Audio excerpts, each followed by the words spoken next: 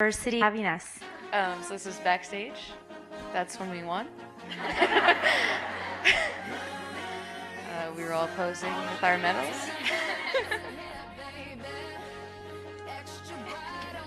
What was that? We're still posing with our medals. We're getting hype before warm-ups. And we did some warm-ups outside, some of our stunts outside.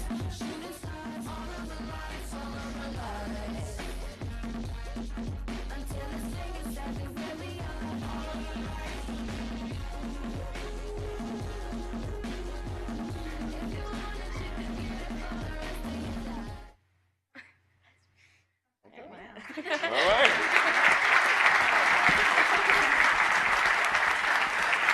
Ladies, we are so very proud of you, and we thank you so very much. And, Clark County, this is amazing to have national champs right here in Clark County. And where else but UNLV? How about that, huh?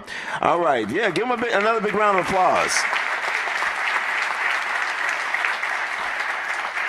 Okay, Stacy, we have a lot of ladies up here. Are we taking a picture now, or what are we doing? Oh, yeah? Yes, Chris, you got it? Okay, Stacy says squeeze in, ladies. You guys got to squeeze in, and okay. Okay, yeah. How about you ladies pick Marilyn Kirkpatrick up like you do that flip?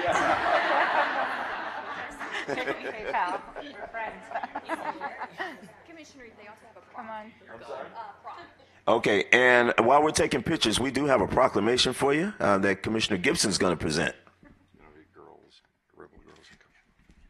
We are so proud, and without taking more time, I'll hand this over the top.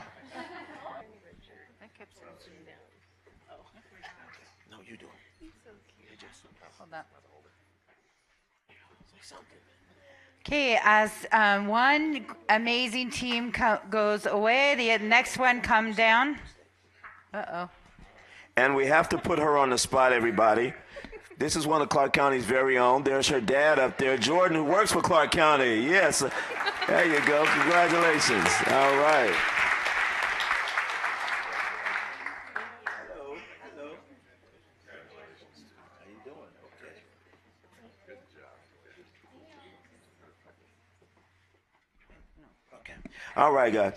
Here we are, ladies and gentlemen. How you doing? Okay, there you go. Man. Okay. So are you like the guys that just throw them up in the air and they just like do a lot of flips and stuff? No, we're dancers. Oh, you're not a dance? Okay, all right, all right. Okay, so here we are, ladies and gentlemen. This is cool. This is the Rebel Girls and Company, right? Yes. And man, you guys are pretty phenomenal. So you perform halftime and doing timeouts and all that good stuff? Yeah. Okay. Can't you tell, Dr. Buchanan, they're college students, right? See the response? Well, Commissioner Justin Jones has a proclamation he's going to present to y'all. Say some words. All right. This is fantastic. As many of us have been to the Rebel games in the past, are always impressed by the dance routines. You guys are amazing, and congratulations on another amazing season, and congratulations on your championship. There you go. Who's the coach? Where's the cheer coach? Come on down, coach. How you doing? Hello, come on down. Here's the coach, everybody. Hi. Just on behalf of the team, we'd just like to say thank you to Clark County for the recognition.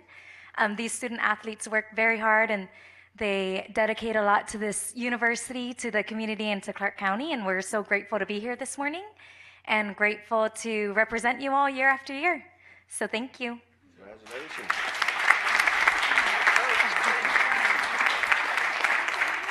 Is there a Rebel cheer or something you guys got for us? Anything?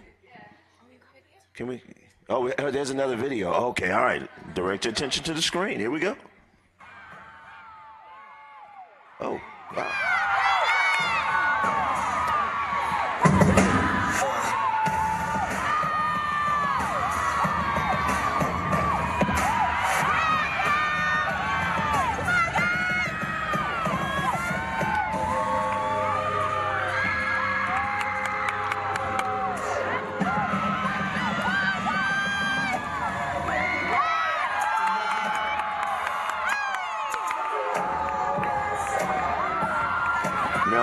emoji up like that when you adjourn. Meetings adjourned. Nice.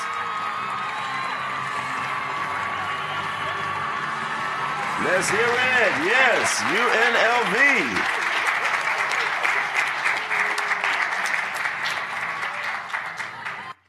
Well, congratulations. All right, on behalf of Commissioner Brown and myself and all of our commissioners and our chair, of course, and our managers, we are so very proud of you, and we thank you all so very much for taking the time out of your schedules and making us proud. Regent Perkins, welcome aboard. How you doing? Hey, all right, Desiree, hello. All right, squeeze in. We're gonna do a big picture, and then we're gonna. You guys have class today? Yes. Okay, yeah, you gotta go back to school. Come on in, guys. How you doing? All right, how you doing? You guys are pretty dope up there. Come on, don't be shy. You gotta get over. Yeah, get lower up front.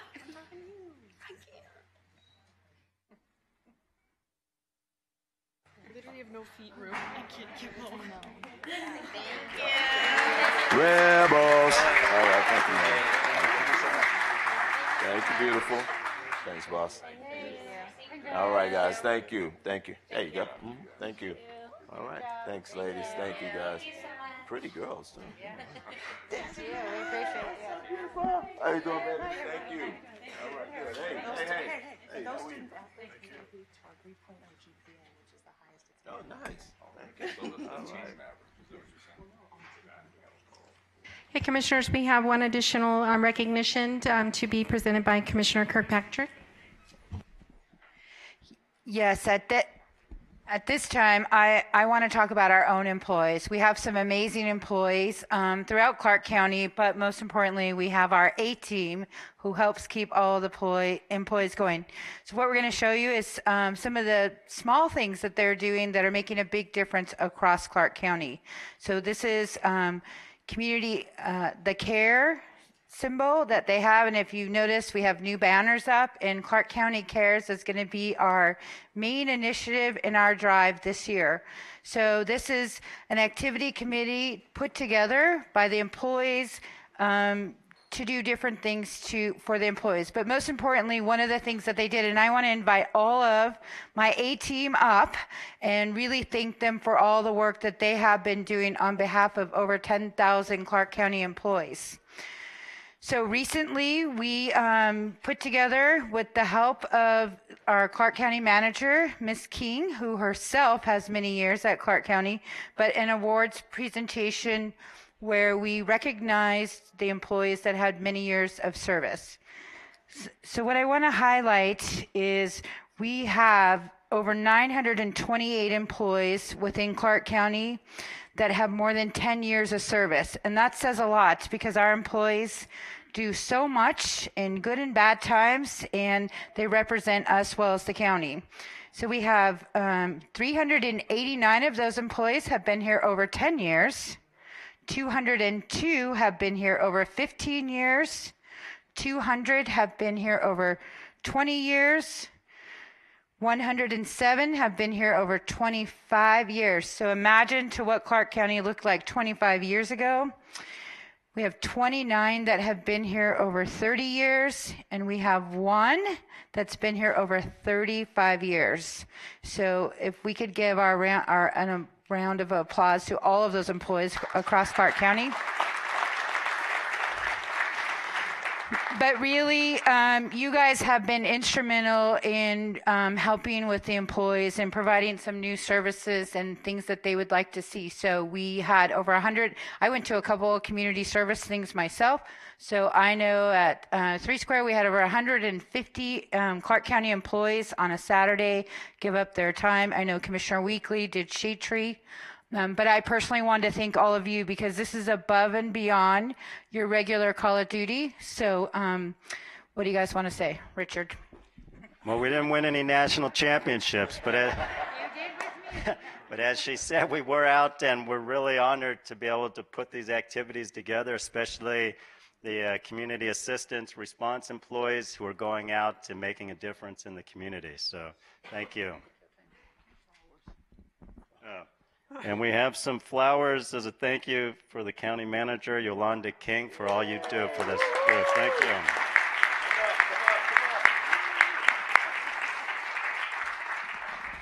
I think this is absolutely awesome. I'm glad you put this on, but I also too want to put Dr. Buchanan on the microphone to share some thoughts. Jeez.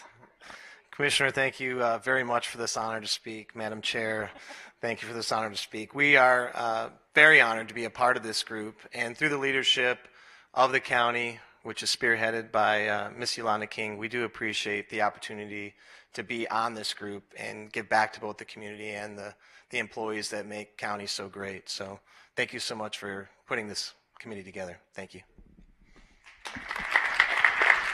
You want to hold that for her? He can hold it. Oh, she's strong.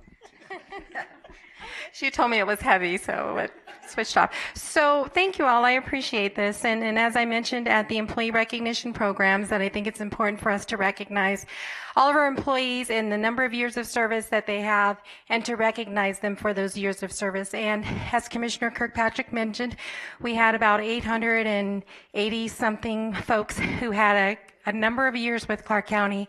We haven't had a recognition program here in about 10 years, and so it was my honor to bring back the program and to recognize those employees. So thank you, thank you, thank you, and I appreciate all of you and what you do in your extra duties on this activities team, and also appreciate all the employees of Clark County. Thank you. And just to also reiterate some of the other things that we're doing to show that our employees really are top notch and some of the best across. I want to thank Director Vasiliadis and her team, all the airport employees. You know that we were able to help distribute some goods for our employees that were affected by the shutdown, but it was amazing with your team's help, how great that was. And I know we had Commissioner Naft and Commissioner Weekly also went to that. Then I want to thank Will Covington for getting our new banners and having a new direction for us, because not only are we Vegas strong, but as Clark County, we care about the best interests and the quality of life for everybody in the Valley. So thank you, and thank you all for what you guys do. So we want a group picture of you all too.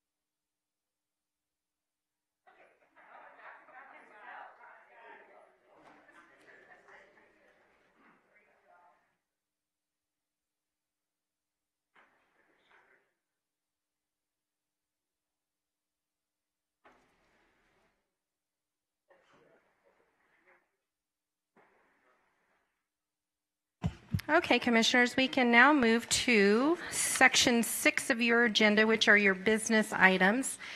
We have item 45, which is to identify emerging issues to be addressed by staff or by the board at future meetings, to receive updates on the activities in the various regional boards and commissions, and direct staff accordingly. Okay, under emerging issues, do I have anything, anybody want to bring anything up? No? I do. Commissioner Weekly. Yes, I would, and I did speak with the fire chief on yesterday. I am concerned, Madam Manager, about station number 63 and just the holdup that we're in. I'm just kind of baffled that it takes this long for us to go through this particular process here, and I know. Chief, I don't want to put you on the spot and have you have to kind of make your way down here, but I believe someone from RPM, is he here with us today? Okay. Lisa, could you come down, please, if you don't mind, Madam Chair, through you? I just really want to address station number 63 because I understand where it's located at on Nellis Boulevard. It's located on a state highway, if you will, and somehow paperwork is caught up. It's been there sitting on a desk for the last 10 months. And I don't understand because when you look at the employees that are surplus there, not so much surplus, but I think they are supplemental, if you will, Chief. Some supplemental employees who are there, they're within the next fiscal cycle, and we were scheduled to, what I'm afraid of is that we're not going to make our timeline here, and that when you look at it today, Lisa, it's telling us that this station is scheduled to be open, July of 20, I believe, but we haven't even gotten off the desk of the state, and I just want to know what's the holdup here. This really doesn't make sense. With Real Property Management. It was my understanding it did take us a while to get through NDOT to get the approvals, and those approvals came in October of 2018, and since then we've been getting the bid packages ready to send to purchasing, so that's what we're working on right now. But yes, that process did take substantially longer than what we had anticipated. It probably about 6 to 8 months. It took us to get through NDOT with the drainage approvals, the traffic study approvals, and as well as the civil improvement plans. Water District required NDOT encroachments in order to sign off on their plans as well. So that was the delay that we experienced. From my understanding, I was told as of yesterday the paperwork still have not moved. Okay, I'll have to check on that. This kind of caught me off guard. So yeah, I'll check on that and I'll find out and I'll look into it. Madam Chair, if you don't mind, through you, to the Chief Castle. Almost crashed. Oh my gosh, don't do that. No. Please don't. Please don't. Bad month. Greg Castle, Fire Chief, thank you for the opportunity. And I've talked with Lisa many times about the projects that we have ongoing, and that delay was at the state level. It was not on their tables. I don't know. Maybe I didn't clearly articulate that when we were talking about it yesterday. The State Department of Transportation or Roads, NDOT had that, and it was a long delay, something that inexplicable to me. What delay, Chief, is that causing us for Station 63 and that team that's located over there who was scheduled to move? That building should have been demolished how long ago? Yeah, we anticipated demolition last year, and we started in the summer, and actually a little bit before summer, but a series of delays have taken place. I don't know the rest of them are off the top of my head, but that 10-month one with the state was costly.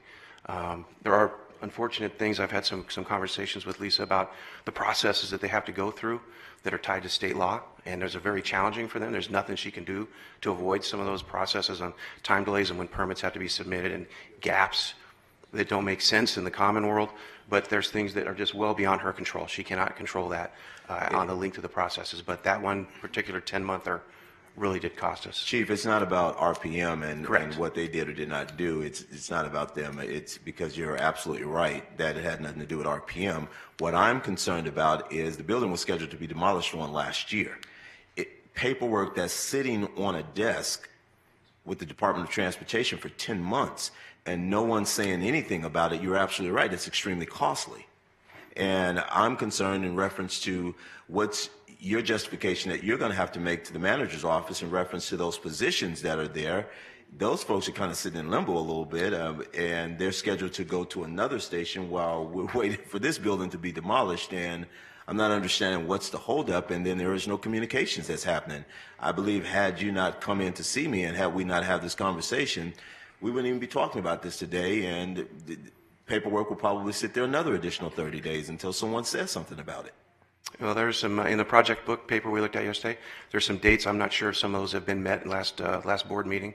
If on the 18th there was an approval goes through one of those permits or packages for bidding, but it is supposed to be moving forward this spring, and hopefully demolished. We did anticipate that a year ago. Sure. So the personnel are still operating. The station is open and functioning, running our 2 paramedic rigs out of there, our ALS truck company and our ALS rescue. The services to the community are the same. But we are eager to get that old building with a lot of issues in it, demolished and rebuilt. But the processes are just very slow and frustrating, as I expressed to many of you this week, how frustrating it is to try to plan for things going down the road and then they just get gummed up. Again, not RPM's fault. So, looking in my Clark County Fire Yes. Department booklet that you provided to each of us here, tell me your perspective in terms of that timeline that we're looking at that's located in this book We here. started this conversation. How realistic do you believe that is for that station to be built? By next summer? I highly doubt that. I just do processes. I don't know how long the demolition process will take, but construction alone is usually a year, if I'm not mistaken. So finishing by the spring or the fall of 20. Right, we have 330 days for construction to complete the project once it starts.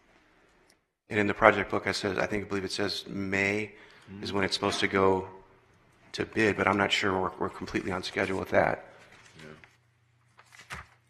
May would be the notice to proceed. We are anticipating the plans will go to purchasing. They're actually over there now, at my understanding, based on the last project book update. And then we're supposed to go out to bid in February or March.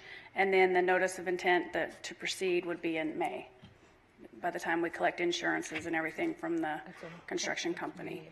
And that's when the construction would start on the project.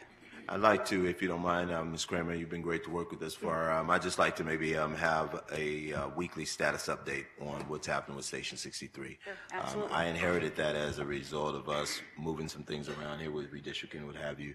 And Station 23, the staff over there have had to endure a lot of things. A lot of my guys over there, cars are being vandalized, and they're working in some really horrible old conditions. And thank you to the manager's office. We've been able to go in and patch some things up here and tape up some things over there. And at this point, it's gotten to be pretty ridiculous. And I know that other commissioners would probably be ballistic by now if this were going on in their district. This timeline here, that just really doesn't make sense. And so I don't know who it is that we may need to talk to from the Department of Transportation to get the ball rolling, but the ball needs to get rolling, and it needs to get rolling ASAP. Yeah, I believe that is back. That was back in October. It took 10 months to get back. And Commissioner Weekly, I'll reach out. We do have new folks at NDOT. Ms. Swallow has now been appointed as the director of NDOT, so I'm happy to reach out and invite her to come before us and to talk about maybe how we can collaborate, because that is the issue with some many state roads, but then there's some county and city that you got to work through all of those, and it is a common 210-day process. So I'm happy to invite her, and we can kind of talk about a new day. Okay. Thank you. Thank you, Chief. Thank you, Ms. Kramer. On a more lighter note, Madam Chair, on Wednesday, February 13th, we will have an amazing Black History celebration and tribute over at the Smith Center.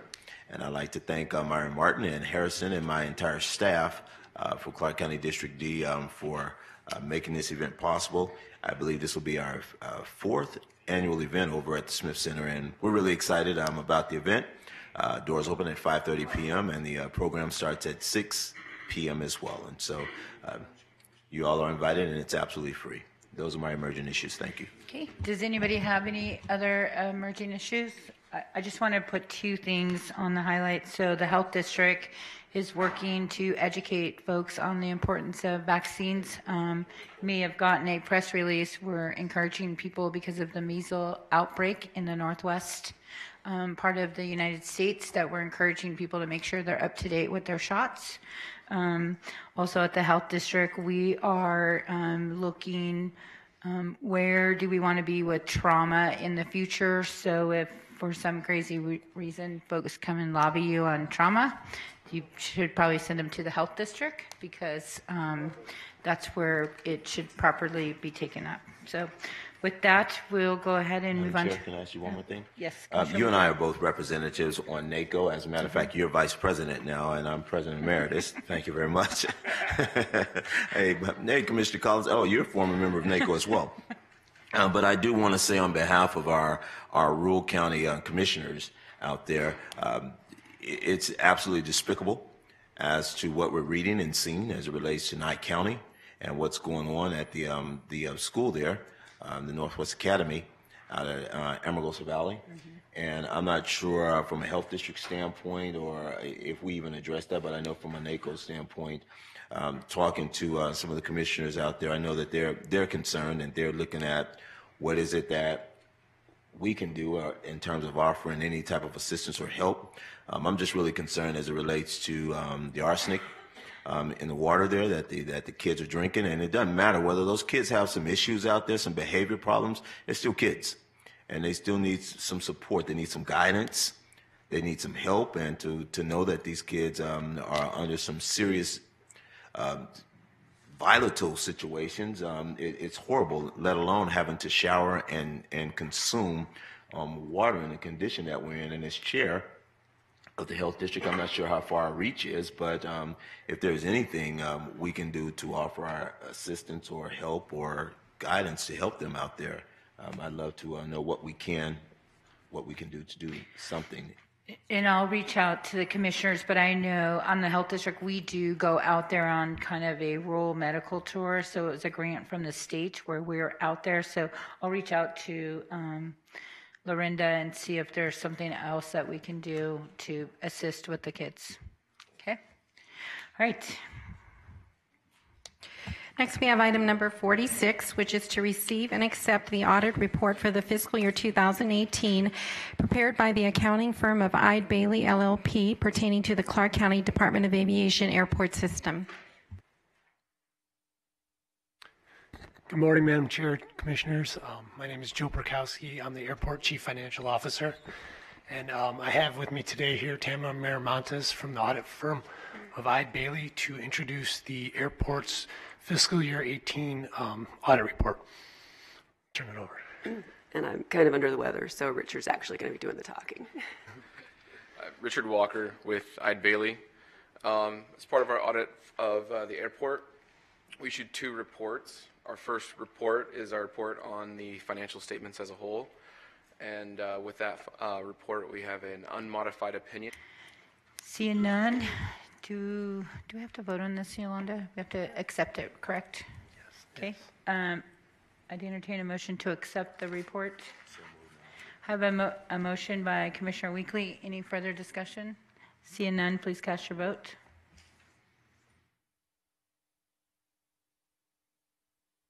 Motion passes. Thank you. Feel better. Thank you. Next, we have item 47, which is to receive and accept the audit report for the fiscal year 2018 prepared by the accounting firm of Eide Bailly LLP pertaining to Clark County. Good morning, Commissioners. Anna Danchik, County Comptroller. Eide Bailly's here to present for the county's fiscal 18 CAFR as well, so I will turn that over to Richard Walker. So once again, with our audit over the county's financial statements, we again issued 2 reports. Our report over the financial statements is again an unmodified report, which is our highest and best report that we can issue, our best opinion. And then similarly, we issued a report again over the internal controls and compliance. And with that, we again did not identify any material weaknesses or significant deficiencies. So once again, a clean report over internal controls and compliance. Okay, thank you. I have a motion by Commissioner Naft. Okay, please cast your vote. Motion passes. Thank you. Item 48 is to hear an appeal of the hearing officer's decision to abate a nuisance on the property located at 3410 North Torrey Pines Drive, assessor's parcel number 138-11-701-020, as requested by the last owner of record, Dunlap Sydney Trust and Dunlap Sydney TRS, care of Thomas Dunlap, and uphold or reverse the decision or take any other action deemed appropriate.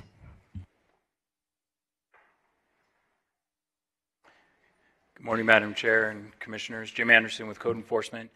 This is an appeal to a nuisance abatement hearing that was conducted in January. I just want to give you a brief overview of the timeline of the code enforcement action and where we are today. So our office received a complaint in September of last year for inoperative vehicles and dead and overgrown vegetation on the property. The officer did go out, inspected the property, and did see the violations on October 17th, and he issued a notice of violation to the property owner. The follow-up inspection on November 8th revealed that the violations were still all present, and the officer sent out a notice of abatement to the property owner. Now, that notice of abatement has an opportunity for a hearing, which Mr. Dunlap did submit for, and hearing was scheduled. January 3rd, the hearing was held with a hearing officer who upheld the nuisance of the property and gave Mr. Dunlap certain amounts of time to comply with removing the violations on the property, to which Mr. Dunlap filed an appeal to that hearing officer's ruling, and that's why we're here this morning. I have a couple of photos. I drove by the property yesterday, and the violations still remain. That's the inoperative vehicle. It's been there, according to the complaint, for several years in that condition. It at one time did have the tires as it sat there and has been, according to what I've read in the report, stripped over time.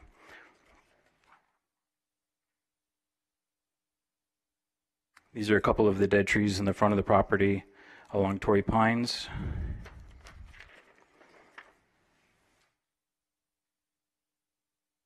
And additional photos of more dead trees along the Buckskin Road, again, as of yesterday.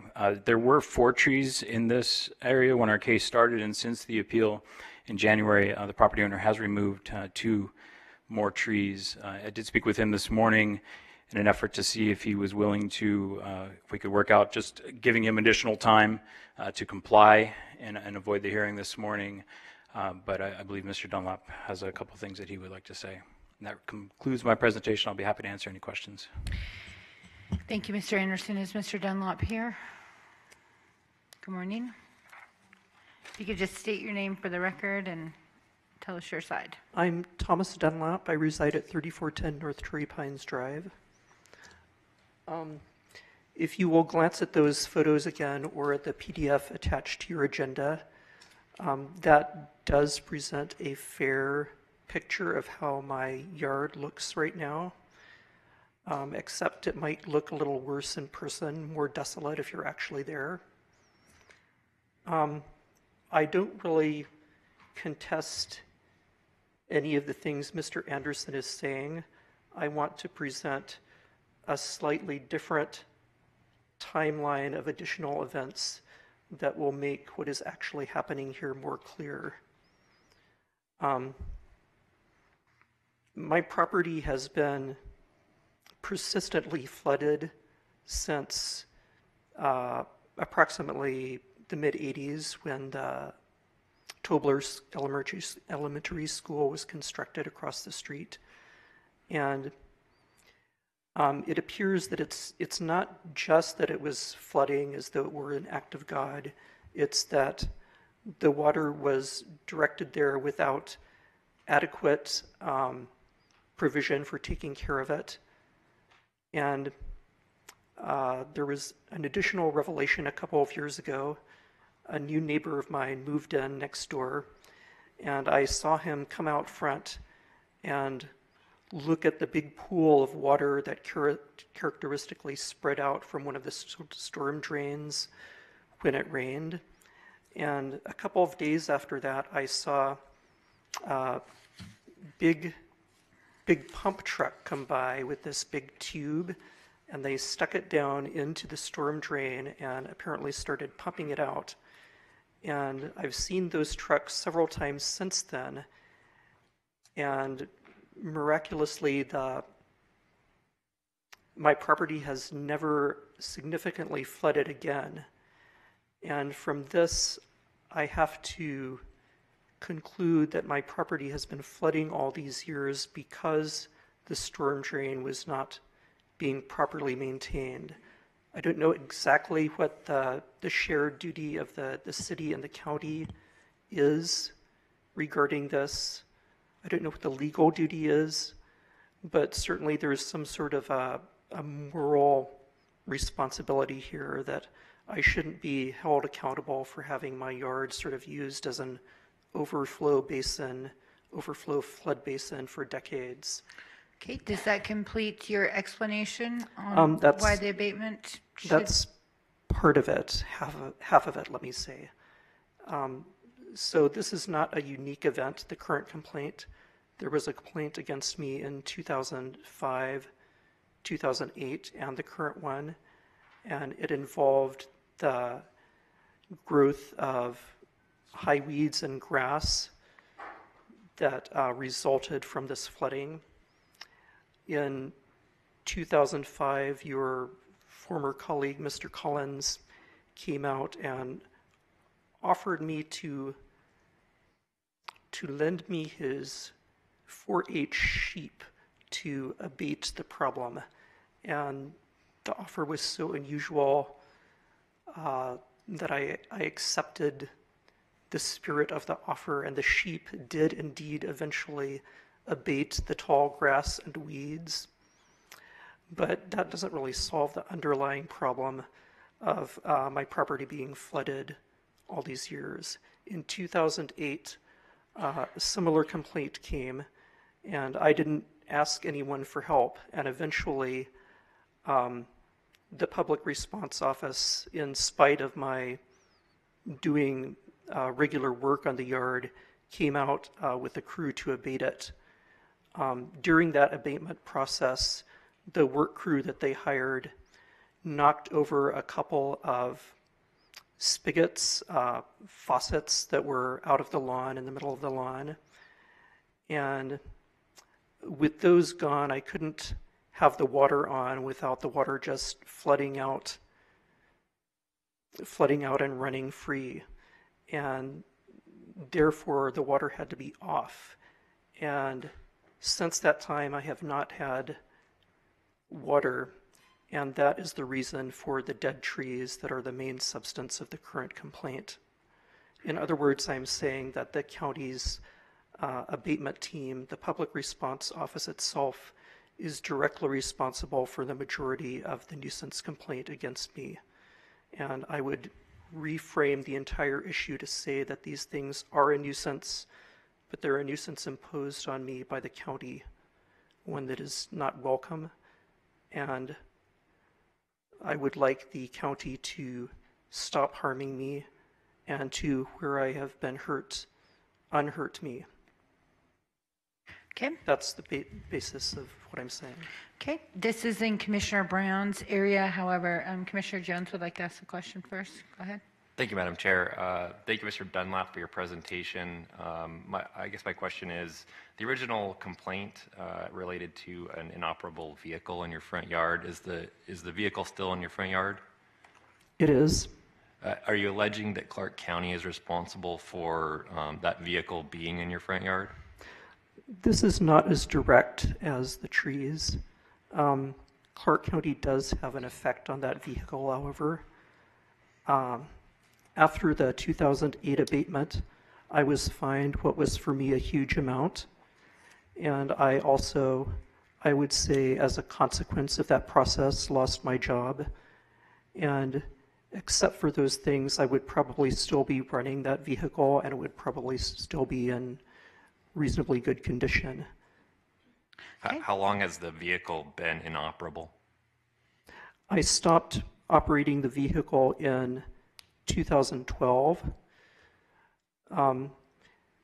Perhaps 2 years ago, somebody came and stole a pair of tires, and then somebody came and stole the other pair when I wasn't there, and then somebody came and tried to take other parts off it.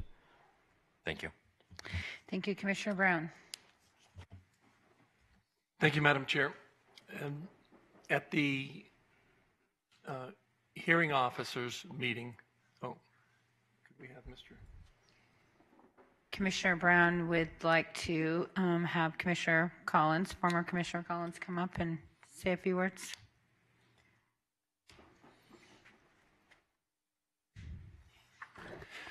Thank you. Tom Collins, 4216 North Decatur Boulevard, Las Vegas, Nevada. I was just here a short time, like a couple of y'all, when this young man reached out to me and showed me this big violation, this big world's going to end thing from Clark County Code.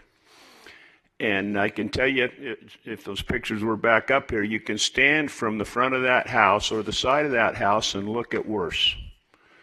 And you can go through that neighborhood, which is an older rural neighborhood. You'll find construction companies, you'll find trucking companies, you'll find storage that has been brought in not created by the atmosphere described by the property owner. In 2005, I took some sheep out there and turned them loose, and they grazed that place down. There wasn't a leaf on any tree under 4 feet high. We cleaned it up pretty good. Took about 3 weeks. The property actually looks better now than it did back in 2005, other than some of the dead trees. I find the gentleman, Mr. Dunlap, quite polite up here this morning. And I'll give you a reference. When you have animal control go to somebody's house, they hand out a piece of paper that says you can get discounts on your vaccinations, your spade and neuter and all that. Animal control says, here's how we can help you. I'm curious if code enforcement says if the county, and I'll have to be dumb on this one, does the county still have a rule that if you cover a vehicle with a tarp or canvas or cover, it's no longer in violation? Did anybody bother to tell this gentleman? I'm just curious, as much as you go out there and mess with him. And I've drive by that quite often, and so do a lot of other folks. And you can look around the neighborhood. And I know the county has not the best enforcement policies or citation and warning policies. Treading on thin ice there, Mr. Collins.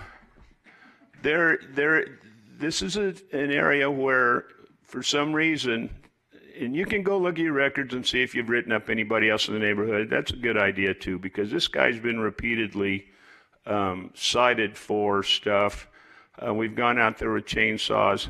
And I guess I bring it up. You know, before I was ever commissioner, before I was ever elected to anything or even appointed to anything, I'd go out in the neighborhood and help old folks clean up.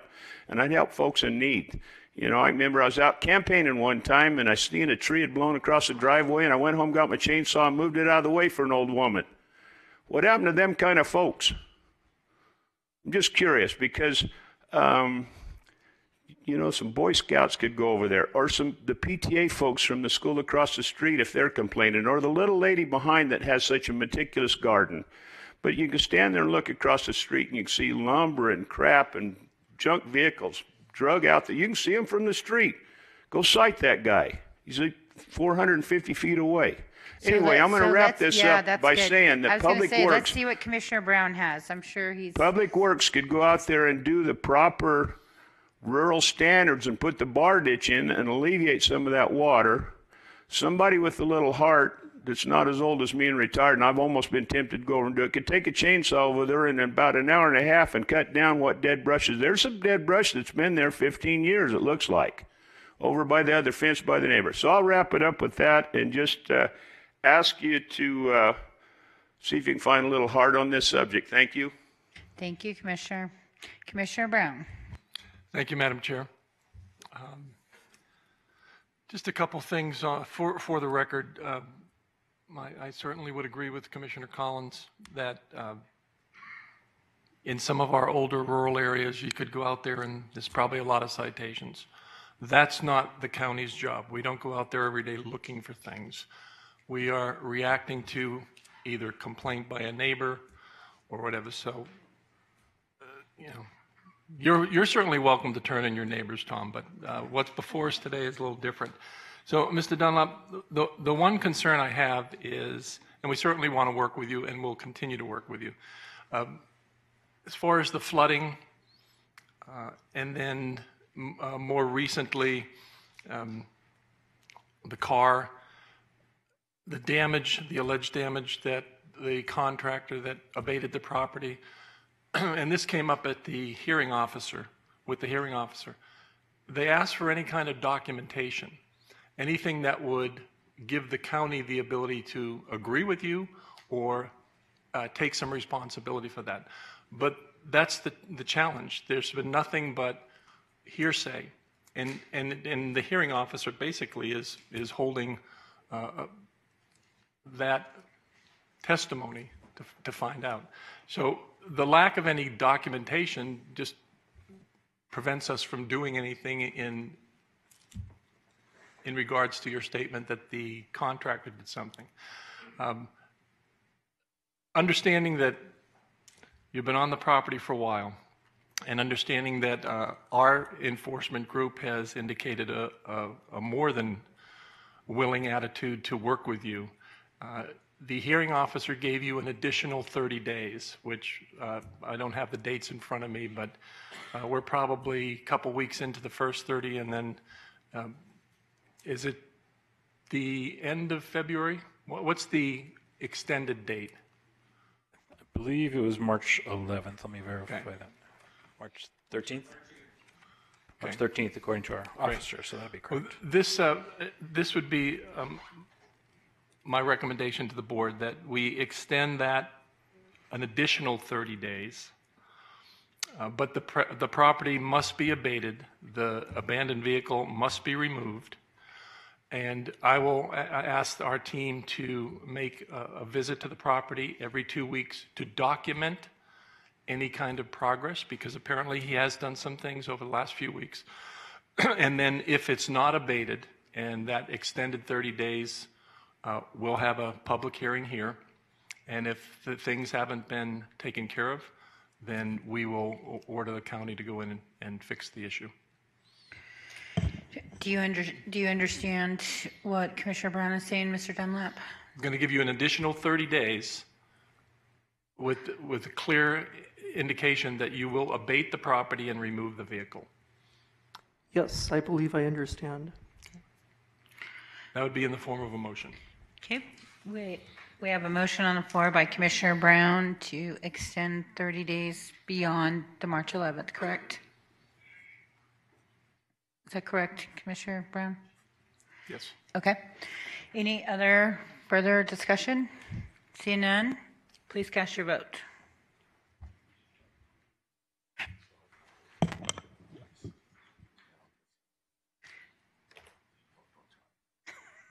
Motion passes. Madam Chair, it is now past 10 a.m., so we can go to Section 5 of your agenda, which are your public hearing items. Item 44 is that the Clark County Water Reclamation District Board of Trustees conduct a public hearing and approve, adopt, and authorize the chair to sign District Resolution 18.007, which amends the district service rules, and take other action as appropriate. Okay, I'm going to go ahead and turn this over to Commissioner Brown, and the clock on the back wall is not right. It's way past 9:15, so we're all accustomed to looking at that clock. So, Commissioner Brown. Thank you, Madam Chair. This is a public hearing continued from December 18th for the Water Reclamation District's service rule amendments. We have some administrative changes in the service rules. However, the focus of the amendments is the proposed changes to the rates and charges. Before we open the public hearing, I'd like General Manager Tom Minwigan to make a presentation. Mr. Chair, members of the board, good morning. Tom Minwigan with the Clark County Water Reclamation District. While making a brief presentation this morning, I'd like to point out some attendees today who played a vital role in the rate review process. Guy Hobbs is our financial advisor. Terry Murphy served as the facilitator to our Citizens Advisory Committee, and we also have some of the advisory members with us here as well. From the residential homes in our service area, as well as the schools, the businesses, as well as the hotel rooms, water is used and then sent down the drain. The contrast is with other utilities. You flip a switch, the lights come on. You turn the knob, a gas flame appears. You push or pull on the tap lever, and the water comes out. And for us, our service begins with the flush. Okay? It is seen, basically begins when the water leaves the customer, goes out of sight. And for most of our customers, if not all of them, I think they'd be glad to say that happens for them. Okay? This out of sight, out of mind concept leads us to being known as the unseen utility. Our job is to take that dirty water, keep it contained in the extensive networks of pipes, of pumps, of manholes, and deliver it to the plant facilities for treatment. That network is more than 2,200 miles of pipeline, and our 6 sites are treating more than 105 million gallons of wastewater every single day of the year. We're protecting the public health, We're protecting the environment and providing a critical function in protecting the community's limited water supply.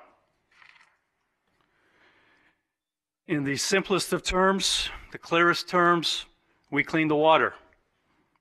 Nothing glamorous about it, but tremendously important and extremely impressive. For those in the audience who are watching today, our service area is unincorporated Clark County, both within and outside the Las Vegas Valley.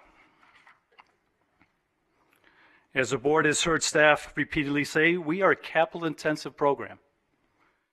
Even with our complete team of mechanics, technicians, operators, laboratory, engineering, IT, and customer support staff, we're going to spend more money on capital-related projects than operations in the average year. We do this because we must keep investing in our critical infrastructure to ensure a reliable system for our community and for our customers. Part of our daily work is combining the inspections and the assessments of the pipes and plants to determine what and where to have repairs and replacements, as well as working with the development projections. We need to know when and where we will have new businesses and new residents here in the community, so we're ready to be able to serve them. The plan we've compiled and brought to the Citizens Committee is to invest over $1.4 billion over the next 15 years.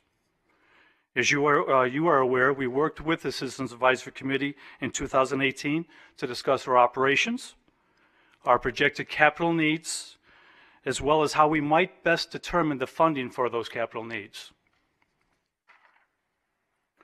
Thanks to the great work of Terry Murphy, our committee members embarked upon a journey that lasted months in 2018. Their mission was to learn about clean water and how the agency gets their job done every day. Terry kept things moving while ensuring subject matters were thoroughly understood and openly discussed prior to developing any recommendations. This group, most of who were not familiar with the district prior to sitting on this committee, took on their work with great interest and challenged our team with the questions and perspectives. In addition to their recommendations, they offer something that none of us really have experienced in the past working with committees, and that is their desire to stay on as advisory group, offering to basically review our annual progress, as well as offering to meet in a shorter order rather than the customary 5 years or more. Quite frankly, our staff loves this idea, and we would hope that the board would also support this idea. Once the committee learned about how the district operates and the continuous reinvestments in the infrastructure, we moved right into our finances. With the help of the financial advisor, the committee reviewed the district's main 3 revenue sources, those being the connection fee, which is a one-time payment to connect to the existing sanitary sewer system, the annual sewer service charge, which is paid by all customers on an annual basis, allowing them to discharge into the sanitary sewer system, and then the quarter-cent sales tax proceeds that supports all the local entities' water and wastewater annual capital expenditures. This is a model output of an example of the many that were produced and considered by the committee as they considered the best approach for funding the capital program in the years to come. When arriving at their recommendations, they determined that the connection fee needed to be adjusted to reflect the equity buy into the system, as well as they determined that the sewer service charge paid each year by the customers needed to be as low as possible. The recommended increase to the connection fee is for a graduated increase over each of the coming 3 years, and then thereafter rely upon the lower value of either the equity formula or a CPI, Consumer Price Index. The committee also recommended an increase to the annual sewer service charge paid by all customers of an annual increase of 2.75%. Again, the committee strongly